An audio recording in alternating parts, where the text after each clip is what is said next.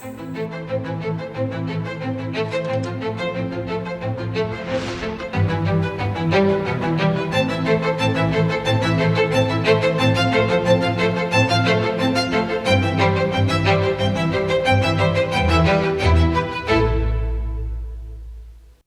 প্রিয় দেশবাসী নমস্কার।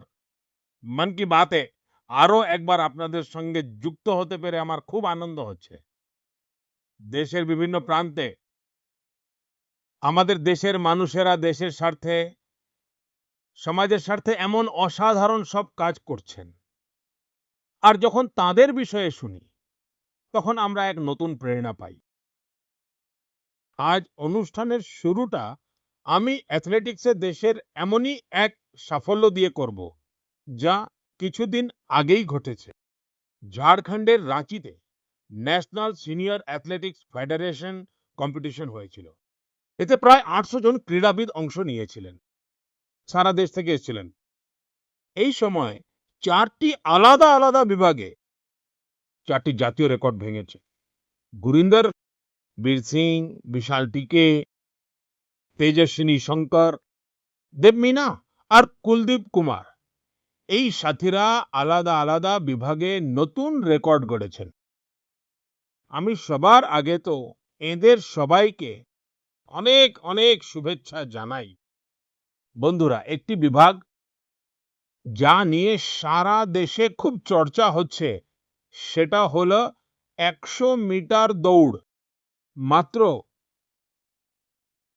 ২ দিনের মধ্যে পুরুষদের ১০০ মিটার দৌড়ে জাতীয় রেকর্ড ৩ বার ভেঙেছে। যে দুজন ক্রীড়াবিদ এই কামাল দেখিয়েছেন, তারা হলেন গুরিন্দর বীর সিং আর অনিমেষ কুজুর। আমি ভাবলাম এবার মন কি বাতে এই দুই খেলোয়াড়ের সঙ্গেই কথা বলা যাক। অনিমেষজি নমস্কার, গুরিন্দর বীর আপনাকেও নমস্কার।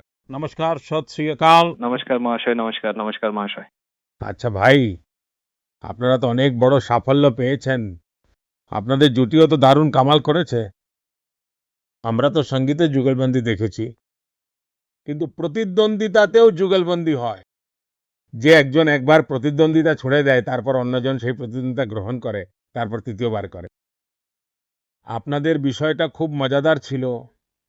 আমি চাই যে মন কি বাতের শ্রোতারা আপনাদের বিষয়ে জানতে পারুক, আপনারা যে পরাক্রম দেখিয়েছেন তা জানতে পারুক।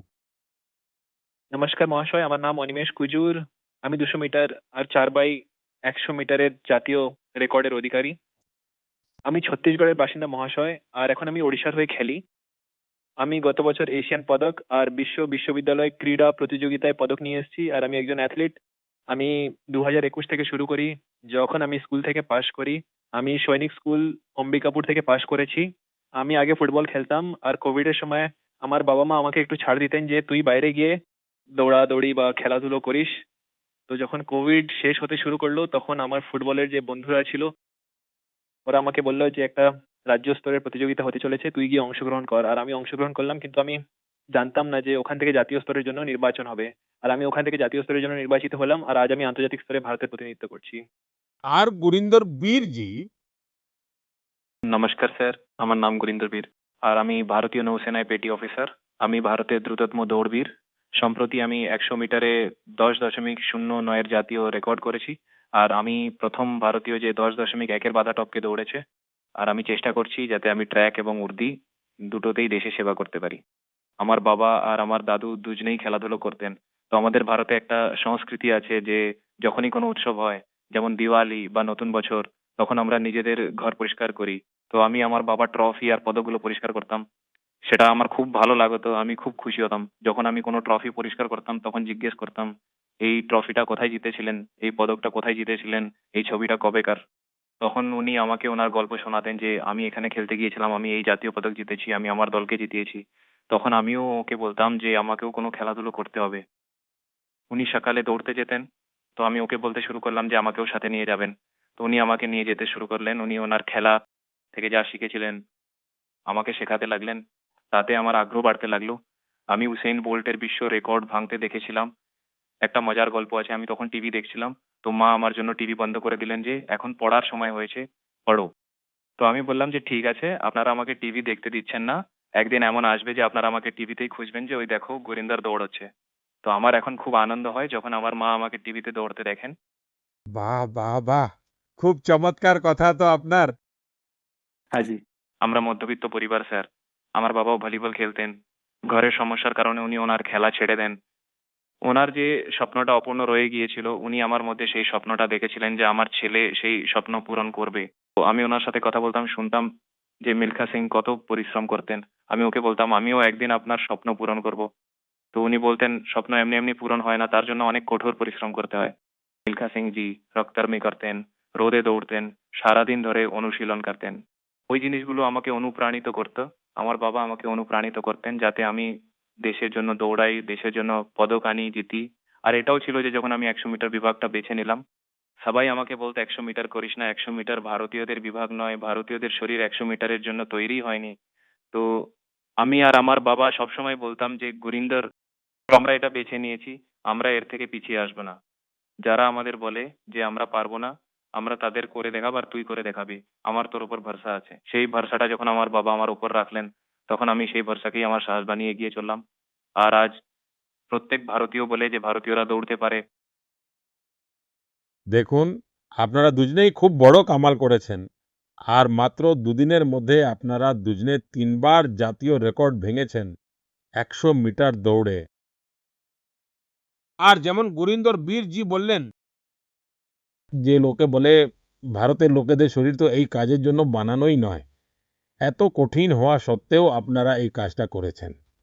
তো আমি দুজনের থেকেই জানতে চাইবো, আর মন কি বাতের শ্রোতারাও শুনতে চাইবেন, যে কোন আবেগটা ছিল, কি জেদ ছিল, কি ভেবেছিলেন আর কিভাবে করছিলেন, এটা কতটা কঠিন হয়। জি স্যার, আমি গোবিন্দর, আমি যখন শুরু করেছিলাম স্যার, তখন খুব সংগ্রাম ছিল।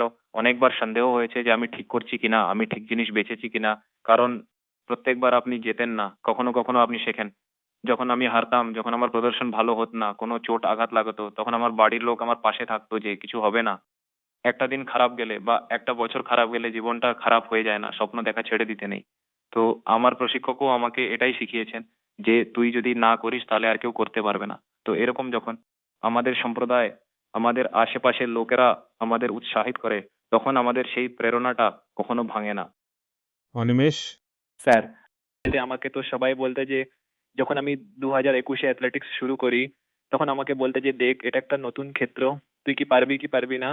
তো আমি বললাম যে এখন যখন এই ক্ষেত্রে ঢুকেছি তখন তো করবি। আমার বাবাও আমাকে সবসময় বলতেন বলতেন যে তুই যখন এই ক্ষেত্রে ঢুকেছিস তখন আর পিছনে ফিরে তাকাস না। কারণ ভাবতো সবাই যে এটা করব ওটা করব, কিন্তু করে খুব কম লোকেই দেখায়। তুই যখন এই ক্ষেত্রে ঢুকেছিস তখন এটার ওপরই থাক, এটাতেই এগিয়ে যা। আর দেখ সব সুবিধা, সবকিছু আমরা পরিবার থেকে সাহায্য করব, সাহায্য, আর্থিক সাহায্য সব কিছু আমরা করবো। তুই শুধু পরিশ্রম কর আর ভারতকে দেখা যে ভারতীয়রা দৌড়াতে পারে। কারণ এটাও আমাকে লোকে বলতো যে ভারতীয়দের জিন এমন নয় যে তারা 10 বা 10.1-এর মধ্যে দৌড়াতে পারবে বা কেউ স্প্রিন্ট করতে পারবে। কিন্তু এখন আমরা দুজনেই এটা প্রমাণ করেছি যে ভারতীয়রাও করতে পারে। এমন কিছু কঠিন নয় আমাদের জন্য, আমরাও সবকিছু করতে পারি।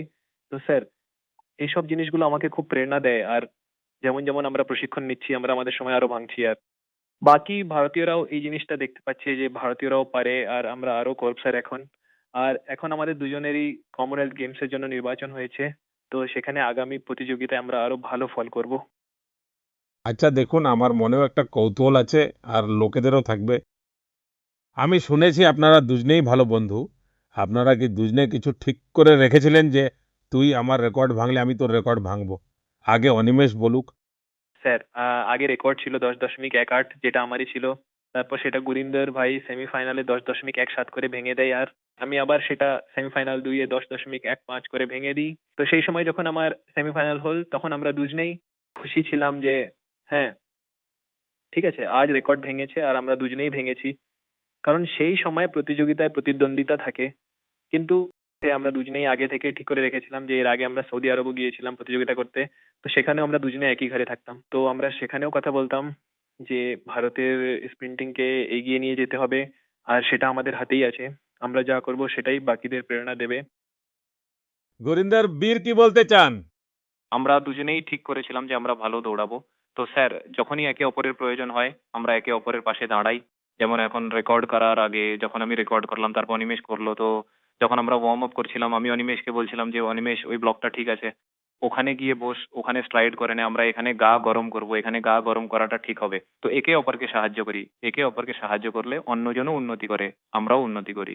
তো বন্ধুত্বও দরকার স্যার, কিন্তু যখন আমরা মাঠের বাইরে, প্রতিযোগিতার বাইরে, তখন আমরা বন্ধু, কিন্তু যখন আমরা মাঠে চলে যাই তখন একে অপরের প্রতিযোগী হয়ে যাই।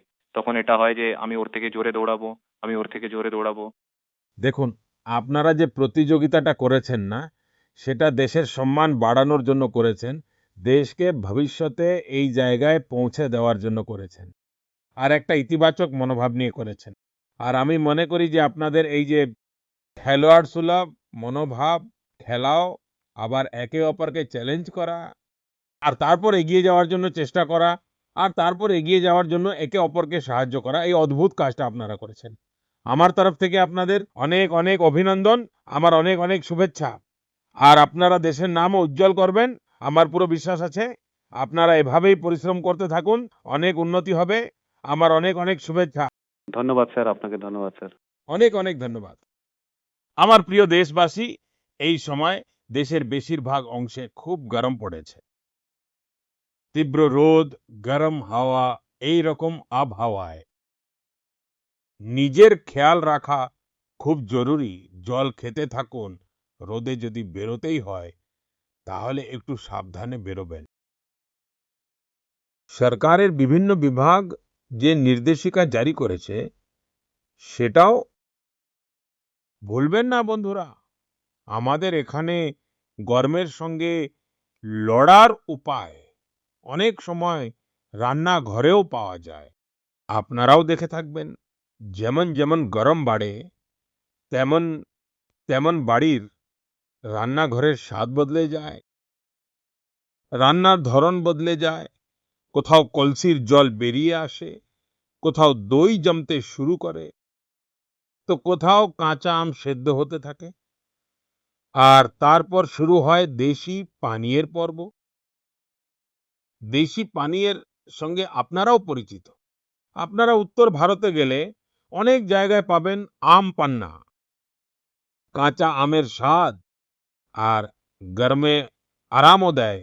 পাঞ্জাব হরিয়ানা গেলে লস্যি পেয়ে যাবেন, বড় গ্লাসের লস্যি। রাজস্থান আর গুজরাটে ছাঁচ যেন প্রত্যেক খাবারের সঙ্গী হয়ে যায়। আর বিহার, ঝাড়খণ্ড, পূর্ব উত্তরপ্রদেশে ছাতুর শরবতের তো কথাই নেই, পেটও ভরে, শক্তিও দেয়। কোঙ্কণ আর গোয়ায় কোকম শরবত, সোল কাঢ়ি। দক্ষিণ ভারতে পানকম, নির্মোর, সম্বরম, আর ওড়িশায় বেলপানা। ওগুলো শুধু পানীয় নয়, ভারতের বিভিন্ন অঞ্চলের ঐতিহ্যের অংশ। আর এর মধ্যে এক ভারত শ্রেষ্ঠ ভারতের ভাবনার ঝলকও পাওয়া যায়। আর একটা কথা অবশ্যই খেয়াল রাখবেন, এর মধ্যে বেশিরভাগ জিনিসই আমাদের নিজেদের রান্নাঘর থেকে বেরিয়ে এসেছে, আমাদের ক্ষেত খামার থেকে বেরিয়ে এসেছে। কোনো বড় নামডাক নেই, কিন্তু প্রজন্মের পর প্রজন্মের অভিজ্ঞতা এর মধ্যে মিশে আছে। আপনারাও গরমের সময় দেশি পানীয়ের খুব আনন্দ নিন। বন্ধুরা, গরম আসতেই আরো একটা আলোচনা প্রত্যেক বাড়িতে শুরু হয়ে যায়, আর সেটা হলো আম। আম আলোচনার বিষয় হয়। ভারতে হয়তো এমন কোনো বাড়ি নেই যেখানে গরমকালে আমের কথা হয় না। প্রত্যেক এলাকার নিজস্ব আম, নিজস্ব স্বাদ, নিজস্ব সুগন্ধ। মহারাষ্ট্র আর কোঙ্কণের হাপুস, আলফানসো, গুজরাটের কেশর, এটা তো আম রসের প্রাণ। উত্তরপ্রদেশের দশেরি, আর আমার কাশীর ল্যাংড়া।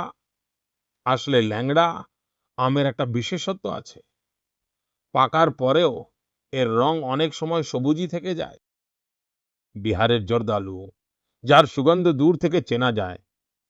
চৌসা, মালদা, প্রত্যেকটা নামের সঙ্গে মানুষের স্মৃতি জড়িয়ে আছে। দক্ষিণ ভারতে যান, সেখানে বাঙ্গানপল্লী, তোতাপুরি, নীলাম, মালগোভা, বাংলার হিমসাগর। ওড়িশা আর অন্ধ্রপ্রদেশের সুবর্ণরেখা, অর্থাৎ জায়গা বদলায়। আমের রূপ রং আর তার স্বাদও বদলে যায়। আর বন্ধুরা, আমের এই যাত্রা এখন গ্রাম থেকে বিশ্ব বাজারেও পৌঁছাচ্ছে। আজ মন কি বাতের মাধ্যমে আমি আম উৎপাদনের সঙ্গে যুক্ত আমার কৃষক ভাই বোনদের প্রশংসা করব। আপনারা দেশের কৃষি অর্থনীতির জন্য সাধারণ কৃষক নন, খুবই বিশেষ। এভাবেই এগিয়ে চলুন বন্ধুরা। গরমের এই দিনগুলোতে এমনি তো বিদ্যালয়ের ছুটি থাকে, কিন্তু আমি এমন একটা পাঠশালার কথা বলবো যেখানে আপনার ভর্তি হওয়ার ইচ্ছে করবে। বন্ধুরা, একটা পরিস্থিতির কল্পনা করুন, এমন একটা বিদ্যালয় যেখানে শিশুরাও আসে, যুবক আর বয়স্করাও, যেখানে কোনো পারিশ্রমিক নেই, কোনো বড় বাড়ি নেই, কোনো শ্রেণীকক্ষও নেই। আর সবচেয়ে মজার কথা, সেখানে পাঠশালা বসে নদীর মধ্যে। বন্ধুরা, এটা কোনো গল্প নয়, এটা একটা সত্যিকারের প্রচেষ্টা। কেরলের আলু ভাতে সাজি ভালা সেরিল জি ঠিক এমনই একটা সাঁতারের সংঘ চালাচ্ছেন। এখনো পর্যন্ত 15,000-এরও বেশি মানুষ এখানে সাঁতার শিখেছেন। সাজিজি দিব্যাঙ্গ শিশুদেরও সাঁতার শিখিয়েছেন। এই প্রচেষ্টার পেছনে একটা কষ্টও লুকিয়ে আছে। কয়েক বছর আগে একটা নৌকা দুর্ঘটনায় অনেক ছাত্রছাত্রীর মৃত্যু হয়েছিল। সেই ঘটনা সাজিজিকে ভেতর থেকে নাড়িয়ে দিয়েছিল। তিনি ভেবেছিলেন, যদি বাচ্চারা সাঁতার জানতো তাহলে হয়তো অনেকগুলো প্রাণ বেঁচে যেত। ব্যাস, এখান থেকেই শুরু হয়েছিল তার এই অভিযান। বন্ধুরা, সাজি ভালা সেরিলজির জীবন আমাদের একটা খুব বড় শিক্ষা দেয়। সেবা করার জন্য অনেক বড় উপকরণের প্রয়োজন হয় না, প্রয়োজন হয় একটা ভালো উদ্দেশ্যের আর নিরন্তর প্রচেষ্টার। এগুলোর জোরেই হাজার হাজার মানুষের জীবনে পরিবর্তন আনা যায়। আমার প্রিয় দেশবাসী, বিগত দিনে আমি ইউরোপের নেদারল্যান্ডসে যাওয়ার সুযোগ হয়েছিল। এই সময়ে সেখানে আমি বেশ কয়েকটি বৈঠকে যোগ দিয়েছিলাম। এরই মধ্যে এমন একটা মুহূর্ত এলো যা প্রত্যেক ভারতীয়কে গর্বিত করেছে। নেদারল্যান্ডসে আয়োজিত একটি বিশেষ অনুষ্ঠানে চোল আমলের প্রাচীন তাম্রফলক ভারতকে ফিরিয়ে দেওয়া হয়েছে। সেই অনুষ্ঠানে নেদারল্যান্ডসের প্রধানমন্ত্রীও উপস্থিত ছিলেন। এই তাম্রফলকগুলো নিয়ে আমি দেশ বিদেশ থেকে ক্রমাগত বার্তা পাচ্ছি। মানুষ আনন্দ প্রকাশ করছেন, গর্ব প্রকাশ করছেন। সারা বিশ্বের তামিল সম্প্রদায়ের মধ্যেও এটা নিয়ে বিশেষ উৎসাহ দেখা যাচ্ছে। বন্ধুরা, এই তাম্রফলকগুলো নিয়ে মানুষের মধ্যে অনেক কৌতূহল আছে। তাই আজ আমি এর সাথে জড়িত কিছু কথা আপনাদের সাথে ভাগ করে নিতে চাই। এর মধ্যে 21টি বড় আর 3টি ছোট তাম্রফলক আছে। এগুলো প্রধানত রাজা রাজেন্দ্র চোল প্রথমের, তার পিতা রাজা রাজরাজ চোলের একটি প্রতিজ্ঞা পূরণের সঙ্গে জড়িত। এতে আনাই মঙ্গলম গ্রামকে একটি বৌদ্ধ বিহারকে দান করার উল্লেখ আছে। এই তাম্রফলকগুলোতে চোল বংশের কৃতিত্বের কথাও বর্ণনা করা আছে। এ থেকে জানা যায় যে চোল সাম্রাজ্যের নৌশক্তি কতটা মজবুত ছিল। দক্ষিণ পূর্ব এশিয়ার দেশগুলোর সাথে তাদের সম্পর্কের তথ্য এতে পাওয়া যায়। চোল সাম্রাজ্যের সমৃদ্ধ ইতিহাস আর সংস্কৃতির জন্য আমরা সবাই খুব গর্বিত। বন্ধুরা, আমাদের সরকার ভারতের এমন অমূল্য ঐতিহ্যের সংরক্ষণের জন্য ক্রমাগত চেষ্টা করে চলেছে। এই ক্রমেই জ্ঞান ভারতম অভিযানের অধীনে ছত্তিশগড়ের মালহার এও একটি গুরুত্বপূর্ণ আবিষ্কার হয়েছে। এখানে 3টি দুর্লভ তাম্রফলক পাওয়া গেছে। এগুলি পাণ্ডুবংশী রাজবংশের মহর্ষি বালার্জুনের শাসনকালের বলে মনে করা হচ্ছে। বিশেষজ্ঞরা মনে করেন যে এই লেখগুলি ষষ্ঠ সপ্তম শতাব্দীর, অর্থাৎ 1400 থেকে 1500 বছরের পুরনো। এই তাম্রফলকগুলো প্রাচীন ব্রাহ্মী লিপি আর পালি ভাষায় লেখা হয়েছে। এগুলি থেকে সে সময় শাসন ব্যবস্থা, ধর্ম ও সংস্কৃতি সম্পর্কে গুরুত্বপূর্ণ তথ্য পাওয়া যায়। বন্ধুরা, আমাদের ভারতে জ্যোতির্বিজ্ঞান অর্থাৎ অ্যাস্ট্রোনমিকে নিয়ে বরাবরই এক বিশেষ আকর্ষণ রয়েছে। আমাদের দেশে আজও বহু শতকের পুরনো মানমন্দির রয়েছে। এখানে অদ্ভুত গাণিতিক আবিষ্কার হয়েছে। দিক নির্ণয় হোক বা পঞ্জিকা হোক বা আমাদের উৎসব পার্বণ, এই সব কিছুরই সম্পর্ক আকাশ আর তারাদের সঙ্গে রয়েছে। আমাদের এখানে জ্যোতির্বিজ্ঞান প্রত্যেক প্রজন্মে কৌতূহল জাগিয়েছে, তাকে অনুসন্ধানের জন্য প্রেরণা দিয়েছে। আর আজকের যুবকদের মধ্যেও এটা নিয়ে বেশ উৎসাহ দেখা যায়। আজকাল আপনারাও নিশ্চয়ই দেখেন, সারা দেশ জুড়ে জ্যোতির্বিজ্ঞান সংঘগুলো দ্রুত জনপ্রিয় হচ্ছে। বড় শহর থেকে শুরু করে ছোট শহর পর্যন্ত, বিদ্যালয় থেকে শুরু করে উদ্যান পর্যন্ত এদের কার্যকলাপ দেখা যায়। আমি ব্যাঙ্গালোর অ্যাস্ট্রোনমিক্যাল সোসাইটির ব্যাপারে জানতে পারলাম। এখানে পর্যবেক্ষণ পর্বের আয়োজন করা হয়। এই সংস্থাটি গ্রামীণ এলাকায় জ্যোতির্বিজ্ঞানকে জনপ্রিয় করার অভিযানও শুরু করেছে। খগোল মন্ডল নামের একটি দল 30 ঘন্টার একটি খুব উদ্ভাবনী পাঠক্রম শুরু করেছে। বন্ধুরা, রাতে তারা দেখাটা নিজের মধ্যেই এক অদ্ভুত অভিজ্ঞতা। ইনঅ্যাস্ট্রো কেরালা নামের একটি সংস্থা রাতের পর্যবেক্ষণ শিবির আর কর্মশালা আয়োজন করে। এখানে তরুণ বন্ধুরা দূরবীন বানানো আর নক্ষত্র মানচিত্র ব্যবহার করতে শেখে।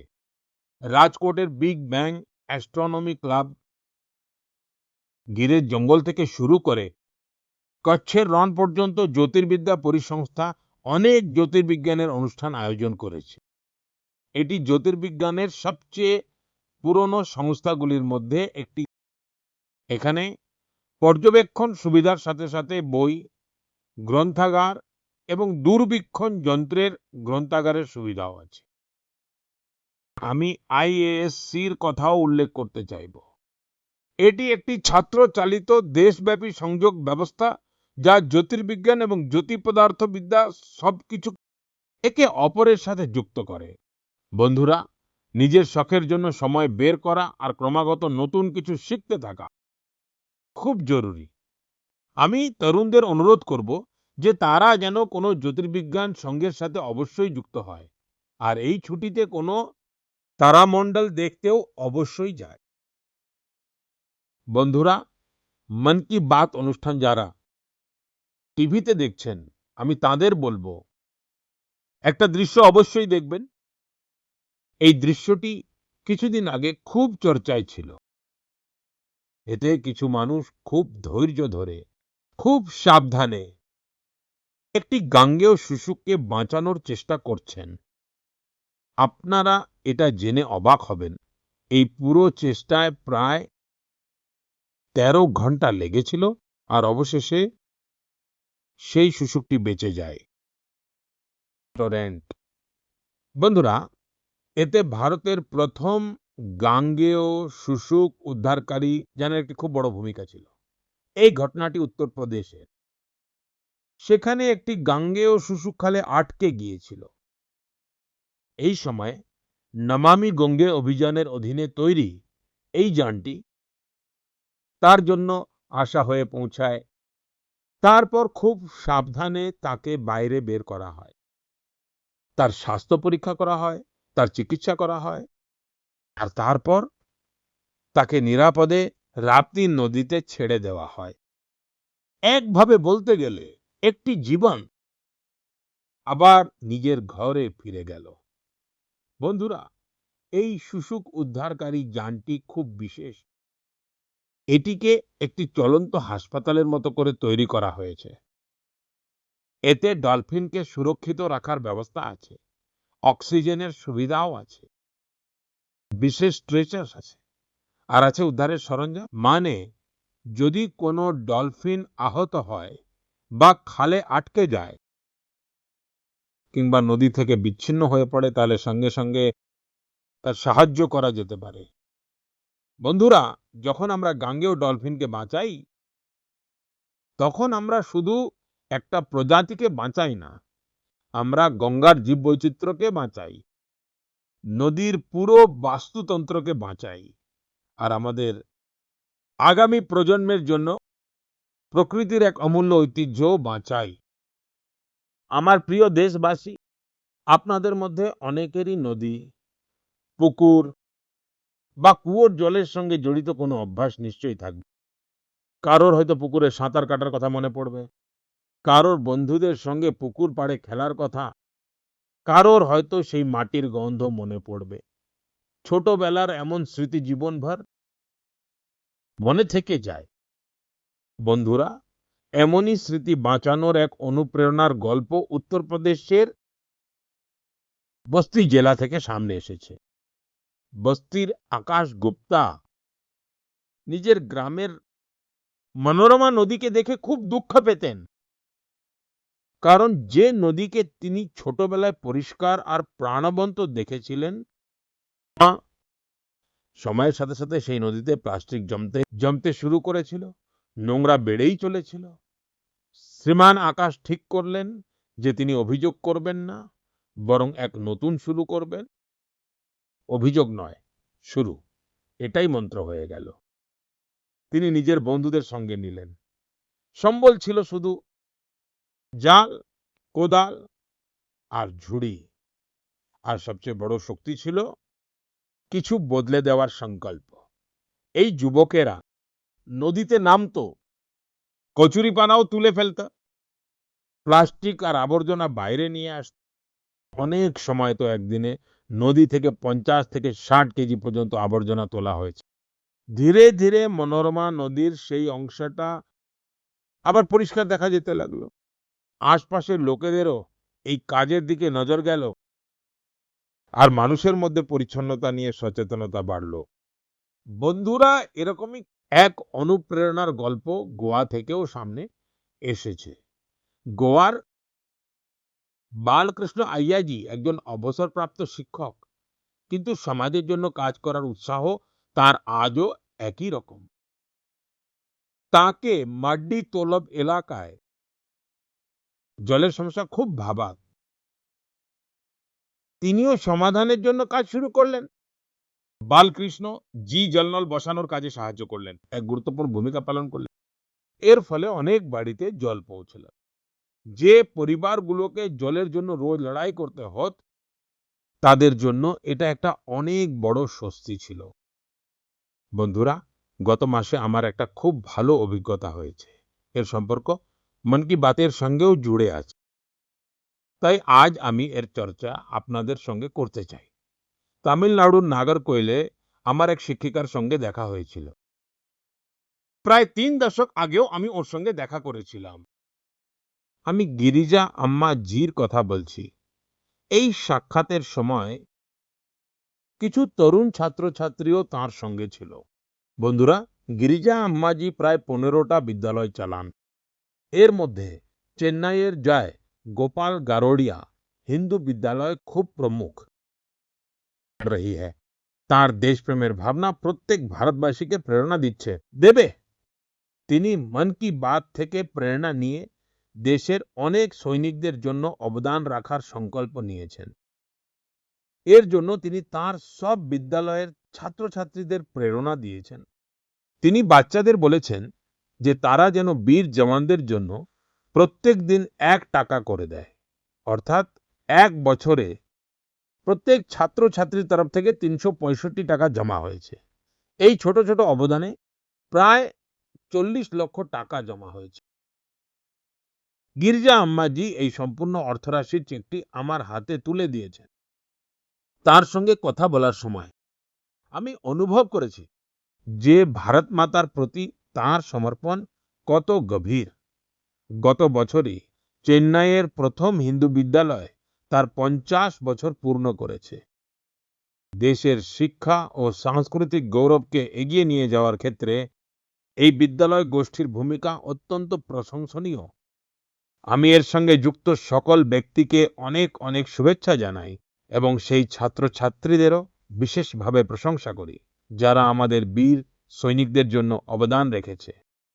বন্ধুরা, ভারতের প্রতিটি গ্রামে, প্রতিটি শহরে এমন কিছু না কিছু ঘটছে যা আমাদের প্রেরণা যোগায়।